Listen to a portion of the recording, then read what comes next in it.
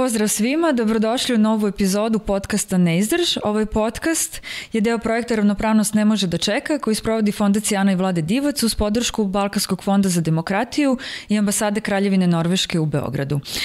Današnja tema je muzika i pozicija žene na muzičkoj sceni. Ako se vratimo malo u prošlost, doći ćemo do podataka da su se muzikom isključivo bavili muškarci, a da su žene bile, da kažemo, objekat te muzike i opevane i u tim pesmama koje su izvodili uglavnom muškarci. Ako govorimo o profesionalnom bavljanju muzikom, prvo pričamo, da kažemo, o pevačicama, posebno zbog toga što je negde sviranje instrumenta naravno vezano i za kupovinu instrumenta koji su kao i danas uvek bili skupi, tako da je negde za žene iz siromašnijih slojeva društva bilo pristupačnije da se bave pevanjem. To ne znači da nije bilo i kompozitorki i žene koje su svirali instrumente, ali možda o njima manje znamo. Srećom danas izučavamo tu žensku istoriju muzike i znamo da je bilo i dirigentnije, kompozitorki, violiniskinja koje imamo i danas, pa da se to proširilo i na bubnjarke i razne druge neke instrumente koji se možda, kako to već patrijarhalno bude, više vezuju za muškarce i da ta podela na muške i ženske instrumente negde i dalje postoji kao i na muške i ženske poslove, da se to vidi kroz neke stereotipe sa kojima se žene susreću i to su neke teme o kojima ćemo danas više razgovarati.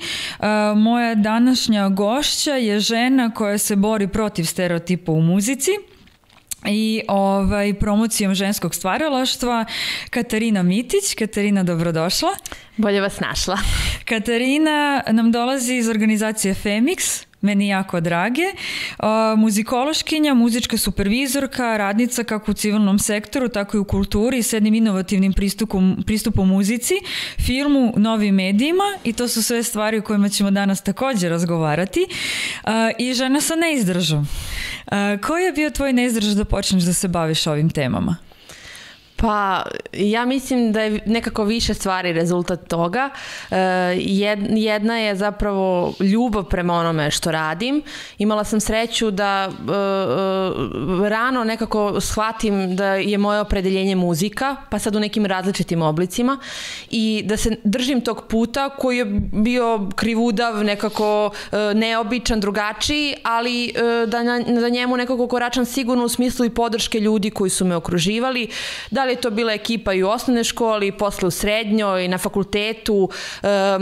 Imala sam priliku da učim od sjajnih mentorki i mentora, tako da to je sigurno rezultiralo time da čvrsto stojim na zemlji kada je u pitanju ono što volim da radim, kao hobi jednako i posao.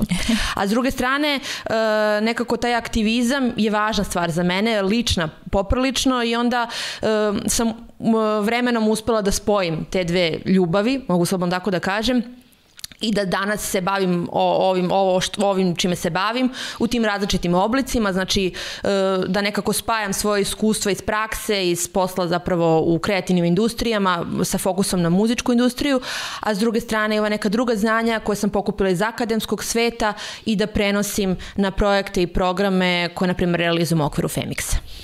A kaži mi, ako se malo vratimo ovo kroz istoriju, kao što sam negde ja počela u uvodu, možda da nam kažeš nešto više o tome koliki je doprinos u stvari žena muzičkoj kulturi i umetnosti?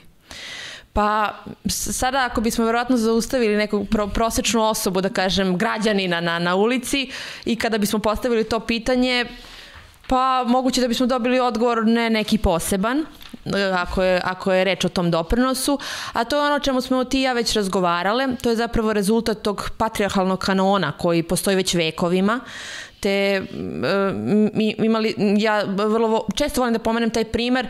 Na primer, mi na Fakultetu muzičkih umetnosti u Beogradu u okviru jednih od lekcija istorije muzike bavimo se delom i stvaralaštvom Roberta Šumana, koji je imao suprugu Klaru Šuman, koja je bila podjednako talentovana, ako ne i talentovanija od njega, ali prosto taj kanon je takav da mi ne izučavamo njeno stvaralaštvo, njena dela, njenu biografiju, već je ona u tom kontekstu samo supruga Roberta Šumana. Tako da ta borba je vrlo mlada, ja bih tako rekla, bar u ovom kontekstu, i dosta toga je pred nama zapravo da bismo to promenili. Mi, o tome ćemo verovatno, to ćemo kasnije pomenuti, razgovarati o tome i o programima i inicijativama koje Femix provodi, ali nekako je važno da kažemo da su one uvek rezultat ozbiljnih istraživanja, statistika, intervjua, razgovora sa aktivnim muzičarkama na sceni, ne samo muzičarkama, nego zapravo svim onim devojkama i ženama koji čine taj muzički ekosistem, i taj ogroman rad u praksi preko sad već 12 godina od kad naš kolektiv postoji nam pokazuju da su ti pomaci i dalje jako mali i da tu stvarno treba dosta promena da bismo razgovarali o tom nekom rodno ravnopravnom sistemu, društvu i tom, da kažem, kulturnoj klimi koja je zapravo zdrava i važna za svako normalno i zdravo društvo. Mislim da je važno da sada pomenemo jedno istraživanje rodna ravnopravnost za kulturnu raznolikost, u kojoj možemo da nađemo mnogi podatke, baš kao što si ti sada govorila, da se oslanjate na podatke. I tu imamo i izjave, znači, žena koje su učestvovale u ovom istraživanju o stereotipima i diskriminacije koje one doživljavaju. Ja bih pročitala jedan koji mi je bio jako ovako uznemirujući. Najmanje ruku, koji kaže: zvali su me kada nikog drugog nisu mogli da nađu. Ja sam navežbala za 3 dana ono što su oni vežbali 3 meseca. Profesor koji me dobro zna rekao mi je bravo, nije se čulo da nisu svi muškarci u bendu. Kao najveći komplement. Ja sam nakon toga bila stalna zamena, znala sam ceo repertoar za 3 instrumenta, ali nikad nisam bila postavljena za stalno. Kakvo je zaista stanje u kulturi? Koliko žene moraju da se trude i čega se sve odriču da bi bile priznate kao njihove kolege? Ti si pročitala zapravo te neke inicijalne rezultate istraživanja rodna ravnopravnost za kulturnu raznolikost koje se sprovodi uz podršku UNESCO, Međunarodnog fonda za kulturnu raznolikost, i to je baš velika i važna stvar na nivou naše zemlje, zato što, znači, ovaj projekat provodi Asocijacija nezavisne kulturne scene Srbije u saradnji sa nekoliko drugih organizacija, između ostalog Femix je jedna od njih, i stvarno mi prema ovom projektu pristupamo opet to vrlo lično i mislimo da je jako važan, zapravo zato što kroz te razgovore anketirano je preko 200 radnica u kulturi, umetnosti i kreativnim industrijama je popunilo upitnik, urađeno je preko 50 intervjua sa odabranim pomenutim akterkama sa domaće scene kulturne, i nažalost, ovo što sad preliminarno za sad znamo, rezultati su stvarno poražavajući. Mislim, toliko ima prostora za poboljšanje i za pomak, i stvarno je samo još jednom to sve potvrdilo da je podrška devojčicama, devojkama i ženama u kulturi i umetnosti i tekako potrebna, i potrebna više, upravo zbog svih tih ostalih uloga koje žene često nekako sprovode kroz život i imaju tokom života, i one su sve naravno jako važne, ali onda nekako, i ti si sama videla, teret vrlo često spadne, sav teret spadne na ženu, tako da se ona pita stvari gde je njeno mesto, gde da pronađe snagu za dalje. Mislim, to je nekako kompleksna je vrlo stvar, posebno kada govorimo o kulturi i tom kreativnom poslu koji je sam po sebi, mislim, vrlo ume da bude iscrpljujući, jer bez obzira što ti stvarno radiš nešto što voliš i što te pokreće i što ti stvara neizdrž, ali tebi treba i odmor, i zdravstveno osiguranje, i sigurna plata, i to pokriveno bolovanje ukoliko je potrebno, da li zbog bolesti, da li zbog materinstva, tako da to su sve neke stvari koje bar iz ovog istraživanja možemo zaključiti da dalje jako muče, mogu slobodno tako da kažem, kažem, i su ogroman izazov mnogim mladim devojkama i ženama na našoj sceni. Ja se nadam da nakon ovog istraživanja naravno bit će ponuđene i neke vrste predloga šta može da se poboljša. Prvenstveno institucije, a onda i samo društvo, mislim, jer nije ugledalo, to je nekako stvari u ogledalu, šta ova druga strana može da uradi da bi se sad ta situacija nekako išla na bolje i nekako bila zdravija. Da, nekako je to stanje, da kažemo, uopšte umetničkoj sceni malo više došlo do izražaja sad sa Konstraktom i njenom pesmom. To je sjajno, Odjednom su se sada svi shvatili o čemu to umetnici pričaju sve vreme i šta je to, koji su to problemi sa kojima se oni susreću, jer vrlo često nemaju ugovore i tako već kako je njihov status regulisan. Tako da hvala i njoj i hvala to je da kažemo nekoj pop sceni, jer tako najčešće dođemo do najšireg broja ljudi koji konačno čuju šta je to o čemu mi sad sve vreme razgovaramo i to se, eto, ona ta opevala u svojoj pesmi, tako da mi je drago da se ta priča pokrenula jer je svakako jako važna. Kroz ovo istraživanje se i to pomenulo, to mi isto bilo interesantno da jedna ispitanica je rekla da kada pohađaš srednju muzičku školu, pa onda muzičku akademiju, pa je raspored časa u stvari jako zahtevan i da ti kada dođeš kući ti opet vežbaš i da si ti u stvari sve vreme u tome, ti samo to radiš, ti vežbaš da sviraš ili pevaš.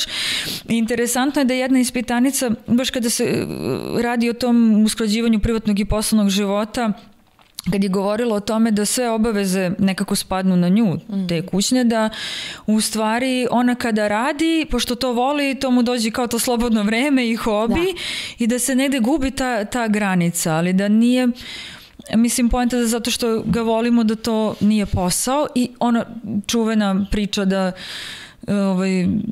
pa ti to radiš zato što voliš, ne moramo da te platimo. To je jedno od najčešćih koje se pojavljuju i koje moje isto prijateljice i prijatelji koji su umetnici sa kojim su se možda najčešće susretali, a to je taj moment da to nešto je lako, da ne mora da se plati, da šta odsviraj mi nešto ili naslikaj mi nešto, mislim kao šta, to je sad što lako i nadam se da će ta paradigma malo da se promeni, a mi ćemo malo da pričamo više o tome danas zašto je neophodno da se to prosto, da se promeni i kako je stanje u kulturi. Eto, to istraživanje pokazuje, možda ovako ima neke živopisne primere u sebi, ali to je nešto sa čime se prosto srećemo stalno. Drago mi je da sada malo više izašlo u javnost.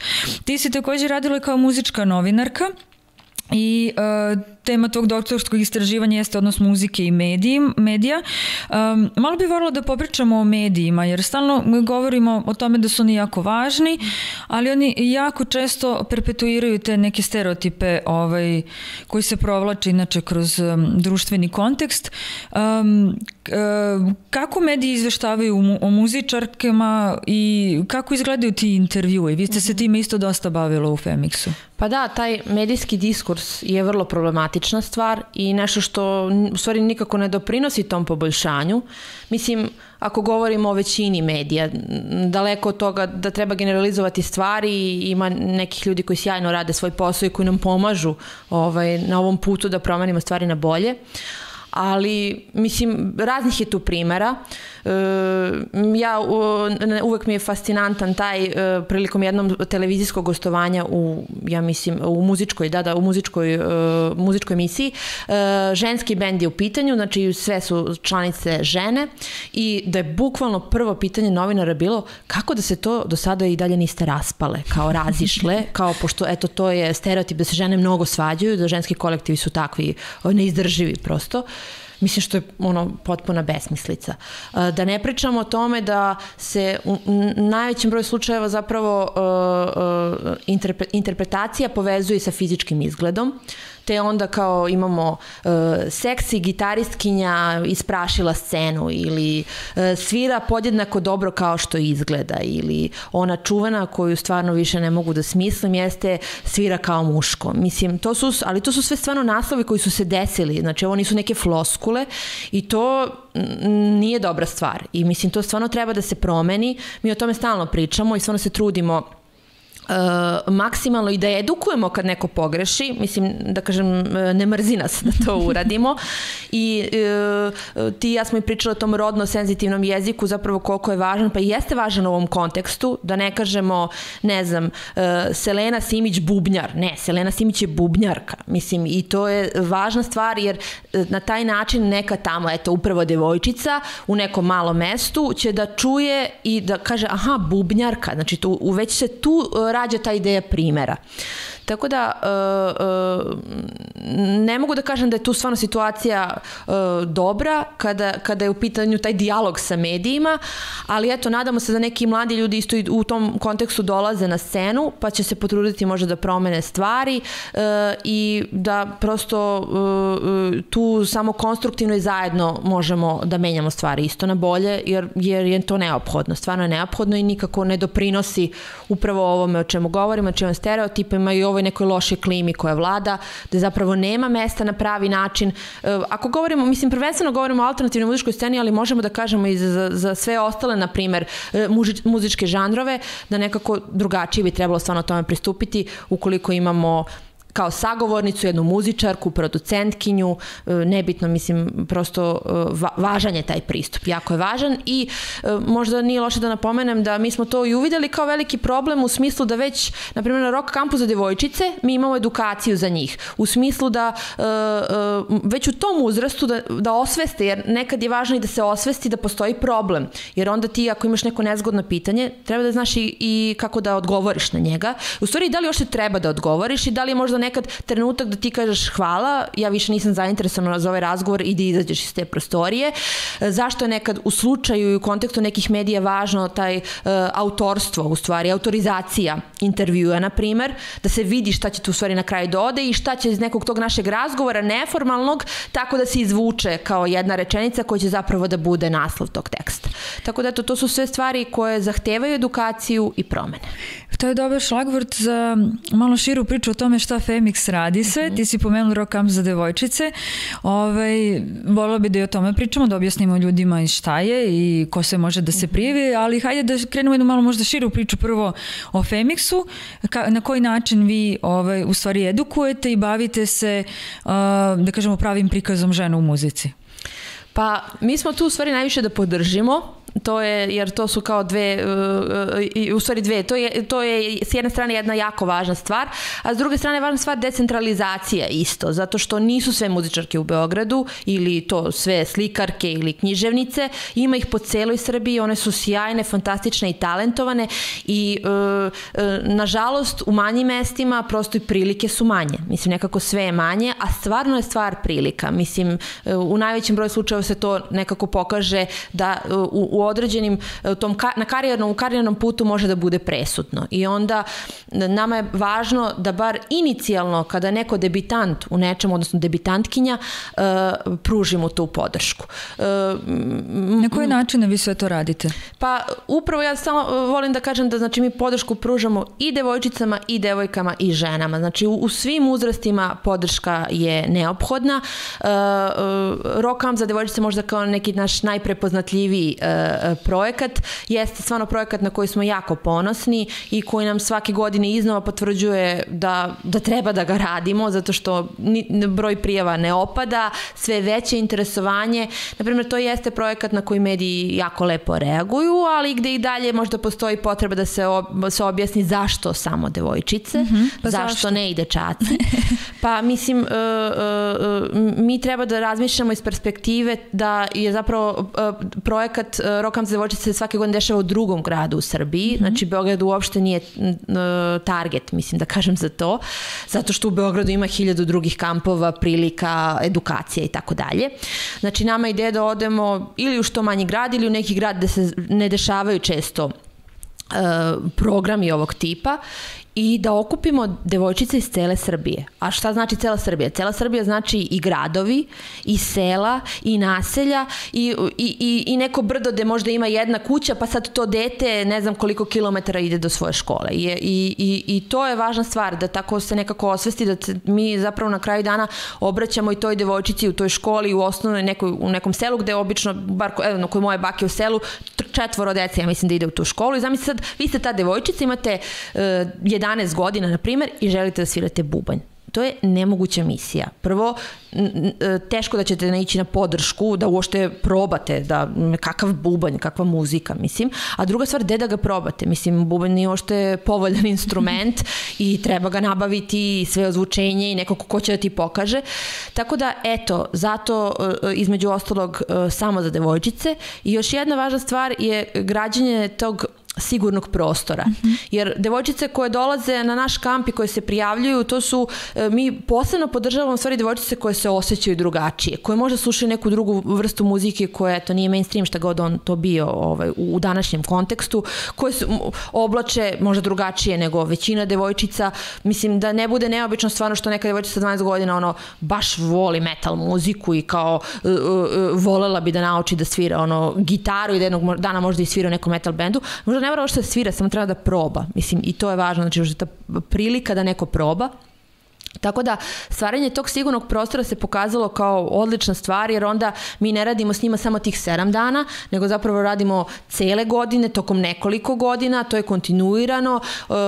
One nekako onda osveste da smo mi adresa gde mogu da se obrati za neke druge stvari, potencijalne probleme, nedoumice, i mi smo tu kao stalna podrška. Tako da eto, to su znači taj zapravo pružanje prilike da se nešto proba i podrška jesu jako važni u kontekstu ovog projekta. A možda da damo i neku informaciju o tome gde mogu da pronađu informacije, kako da se prijave, do kog uzrasta devojčice mogu da se prijave, eto kažeš idemo i do najdaljih sela, kako ta informacija stiže do njih, da li kontaktirate škole, koja je procedura, da kažemo, koji je proces?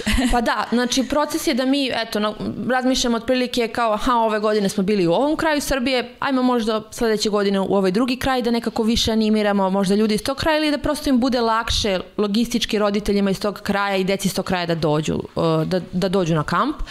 To je od toga nekako krenemo, a onda znači možda je važno da kažemo i na kom uzrastu je kamp namenjen devojčicama uzrasta od 11 do 14 godina.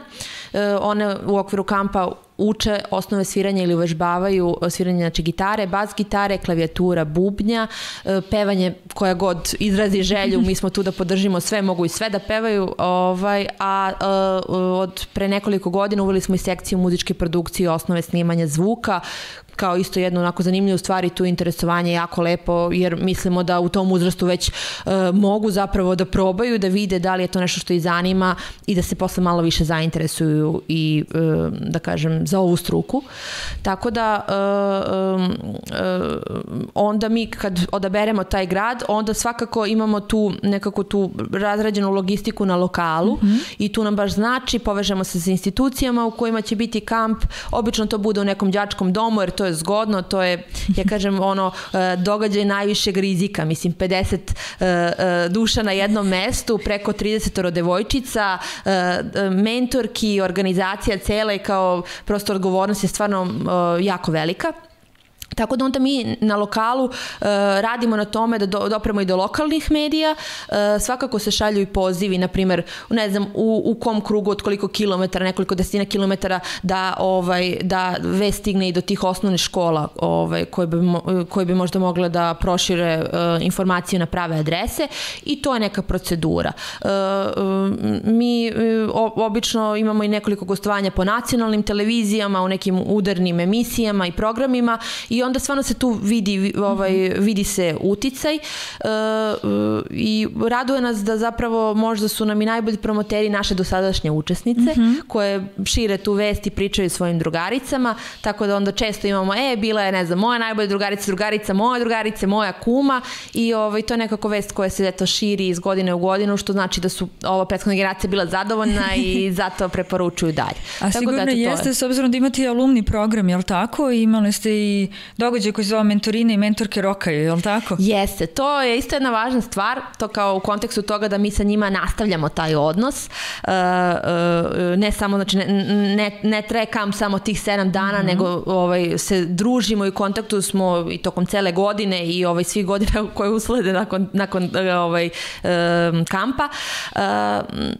Što se tiče samih alumni devojčica, tako ih mi zovemo, to nam je jedna od važnih stvari stvari zato što smatramo da je ideja zapravo da ih dovoljno osnažimo, edukujemo, da danas sutra možda i one preuzmu taj kamp i vode same, mislim uz našu podršku ili same. Mi smo prošle godine imali priliku da zapravo jedna devojčica koja je nekad bila mentorina na kampu bude mentorka i to je stvarno velika stvar. Znači Kaća Zarić od 17 godina je bila podjednako dobra mentorka kao neke druge devojke koje su sa mnogo više iskustva i godina, ali ja sam na trenutke zaboravljala koliko ona ima godina i koliko je zapravo bila zrela nekako u toj svojoj ulozi i koliko je sjajna bila u prenošenju znanja. Tako da eto, to je cilj, znači da one postanu mentorke, organizatorke, što i radimo, što će verovatno i ove godine biti slučaj, i da zapravo ta svoja iskustva i znanja, jer su one ipak nekako bliže tim devojčicama. Mislim, ja sam sad duplo starija, ne znam, od dece koje dođu na taj kamp, primjera radi, i nama znači da neko njima po godištu blizu da nam kaže zapravo koje su njihove želje, afiniteti, kako možda ponekad pristupiti, mislim da li šta to može da se unapredi, jer važno je da imamo taj kontinuitet u različitim dobima, tako da je, kažem. to je mnogo važno. Tako da alumni klub je važna stvar, isto smo jako ponosni na nju. Eto, taj događaj mentorine i mentorke rokaju smo organizovali zapravo uz podršku devojčica iz alumni kluba. Svaka od njih je imala neku svoju ulogu i baš su bile ponosne na to i nekako dorasle tome i jako sam ponosna na njih. Da, to je stvarno sjajan program.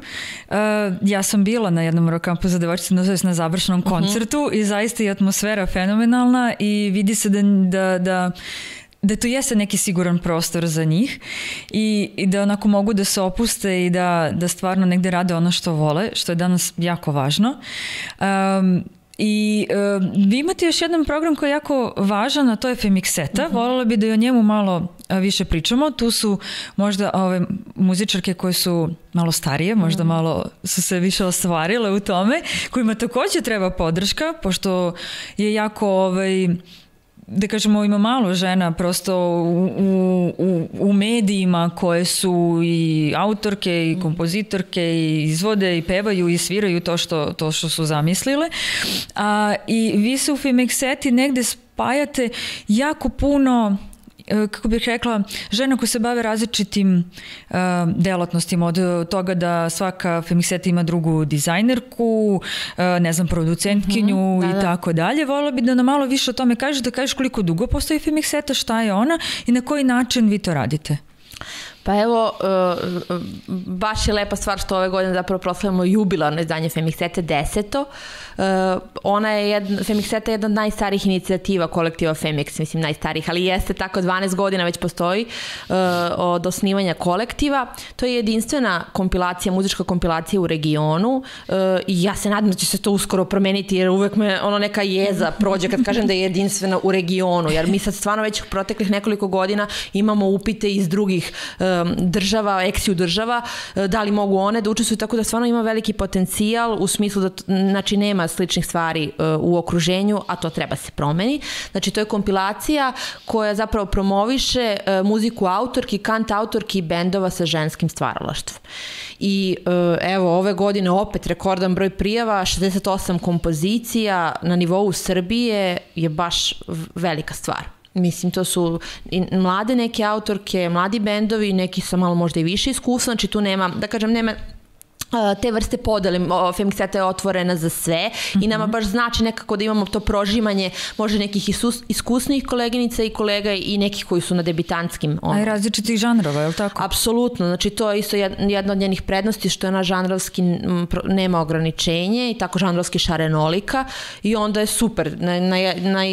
Na jednom izdanju može da se čuje kompozicija hip-hopa, pijanistička, ne znam, neka reggae kompozicija i tako da mislim mi to sve naravno dobro uklopimo, da to ima neku muzičku celinu zajedno i to je stvarno projekat koji svake godine sve više i više raste i definitivno je potreban. Mislim, definitivno, jer to nije samo kao eto ta sad pesma se pojavi na toj kompilaciji, nego mi njima nudimo tu vrstu podrške koja je jako važna na početku, ta medijska podrška za početak, jer oni, eto, kao neki mladi band ne znaju ni kako da se obrate, ni gde da se obrate, ili mlada autorka, kako da krene, mislim, i sad iz svoje 4 zida u svojoj sobi gde svirala neku gitaru i pevala, sad ona treba odjednom negde da prosto ispromoviše taj svoj rad, što jeste jako važno na kraju dana. Tako da Femikseta je ono velika ljubav i divno je i što svake godine mi zapravo upravo kroz tu saradnju sa različitim muzičarkama i umetnicama s druge strane bukvalno pravimo jednu mrežu koja nas povezuje i stalno se vraćamo i onda imamo tako neke eksterne saradnice, pa stalno kroz neke projekte to se sve prožima i to je onda stvarno odlična stvar. Ove godine, na primjer, imali smo selektorski tim kao i prošle, ne znam, selektorski tim ove godine su činile Zoe Kida, Ana Radonjić, poznati Zemlje gruva, Ana Ćurčin, Marija Makaran i ja kao ispred kolektiva Femiks, moja malenkost.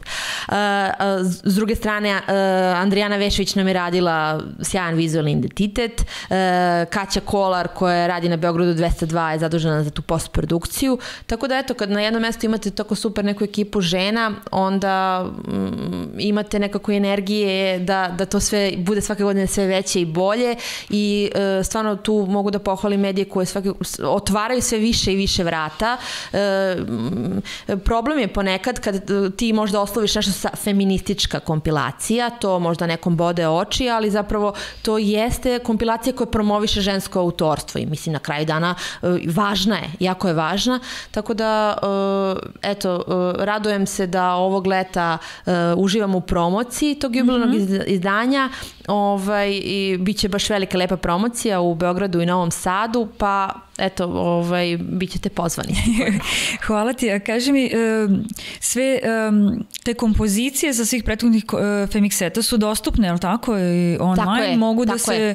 Mislim, prosto mogu ljudi gde mogu ljudi da odu da poslušaju sve te fantastične autorke, da kažemo na jednom mestu. Ranije su to bili CD-ovi, to znam, i diskovi, ali sad je to malo više online. Pa da, mi imamo dve te varijante, znači sva izdanja su dostupna na Bandcampu, mogu da se preslušaju i preuzmu besplatno, a trudimo se da svake godine zapravo imamo i to fizičko izdanje, jer to je više postalo kao neka vrsta vizit karte, mislim, ne znam kako drugačije da kažem, ali i dalje to jako znači, upravo tim debitantkinjama koje sad kako imaju jedan singl, pa gde će se on naći na fizičkom izdanju? Pa naravno će se naći na kompilaciji, to je na primjer ista stvar kao sa kolektivnom izložbom, imaš dve slike koje su super, ali kao nisu dovoljne da ih sama izložiš. Pa upravo ova nekako taj zajednički rad rezultira na taj način, tako da bit će fizičko izdanje i ove godine, mi ga uradimo u tom nekom broju da prosto bude dostupno i naravno svi učesnici dobiju svoje primerke, ali i svi oni zainteresovani i najvažnije mediji,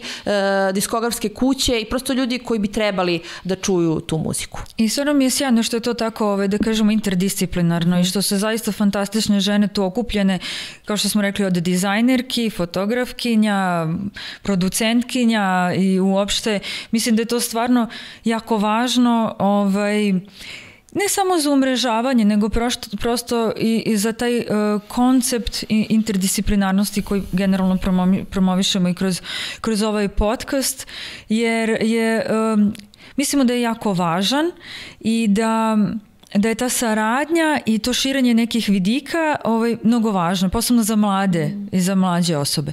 Možda negde za kraj bih, možda da najavimo još šta sve Femiks radi ili šta imamo u najavi, ti si pomenula festival, da li možda možemo još nešto da najavimo što ćete raditi do kraja godina, što bi ljudi mogli da isprate i gde bi mogli to da isprate? Pa da, eto, prva stanica je u stvari festival koji se održava od 15. do 17. aprila. Centralna lokacija je KC Grad. Taj festival je stvarno isto nekako dobro mesto da se saznaju i nauče neke nove stvari ili da se prošire vidici i komunicira nekako sa različitom publikom. Mi naravno volimo ovu našu sigurnu publiku koja vrlo dobro zna šta sve Femix kolektiv radi, ali trudimo se da kroz taj raznovrsan sadržaj iz različitih disciplina umetnosti zapravo prizovemo i neki drugi ljudi koji nisu upoznati sa našim radom, ne samo u stvari sa našim radom, nego upravo sa radom tih devojaka i žena koje učestvuju u festivalu. Tako da, eto, topla preporuka za sve one koji nemaju isplaniran vikend u aprilu, da zapravo ga tako provedu, da dođu, bit će i filmskog programa, muzičkog programa, nekih važnih razgovora, upravo ovo razgovor o ovom UNESCO istraživanju koje smo pomenuli, koji jeste jedna velika stvar za našu zajednicu. Tako da to je možda neka prva stanica. Sledeća bi bila upravo ta promocija Femixete, koje vezuje se tu za kraj proleća, početak leta i odmah nakon toga Rock Camp za devojčice, da. To je nekako, to su sve ove letnje aktivnosti. Mi nastavljamo rad sa ovim alumni devojčicama.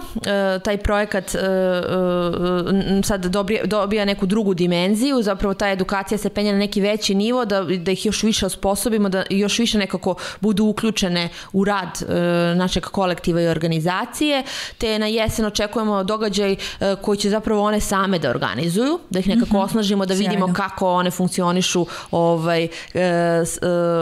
kako plivaju nekako u toj vrsti organizacije, jer je to baš lepo. Mislim, taj uzrast nekih starijih tinejdžera, kao, mislim, mlada si žena, nisi još žena, kao možda nisi više devojčica, kao devojka si, je jako plodonosan i onda je super da zapravo one organizuju neki događaj za svoje vršnjakinje, da razgovaraju o nekim problemima koji su im bliski, slični i da prosto promovišu neke stvari koje se svima sviđaju ili koje su misle da su nekako dobro komuniciraju sa tim uzrastom. Tako da, eto, to je sad što mi pada na pamet, ali to je stvari dosta, jako dosta aktivnosti. Mi smo mali kolektiv, ali radimo vredno i užurbano i imamo stvarno super saradnice i to nas nekako motiviše da idemo dalje, napred i bolje. Hvala ti, Kaća, puno. Hvala celom timu Femixete, svim devojkama koje stvarno fantastično radite i sa ovoliko mnogo entuzijazma. Moram da se zahvalim i Tatjani Nikolić, ne samo zato što mi je drugarica, nego zato što je stvarno mnogo uradila za ovih 12 godina na promociji Femixete i eto, sada dolaze neke mlađe generacije koje to nastavljaju i to je mnogo važno. Znači, taj kontinuitet i osnaživanje mlađih generacija da nas zamene, a mi malo da odmaramo i da im dajemo smernicu, kao samo podršku neku i to mi je mnogo drago. Hvala vam puno. Fantastične stvari. Nadam se da će biti još mnogo rock kampova za devojčice u svim gradovima, da će se to prosto proširiti i jedva čekam na ovu Femixetu da slušamo svi. Ona je meni u jednom trenutku u životu mnogo značila na jednom projektu na kojem sam ja radila i mislim da je jedna stvarno jako važna stvar i stvarno sam neizmjerno zahvalna na svemu što radite i nadam se da će ova priča stići prosto do što šire publike i da ćete dobiti mnogo veću podršku u budućnosti. Hvala tebi. Hvala ti puno.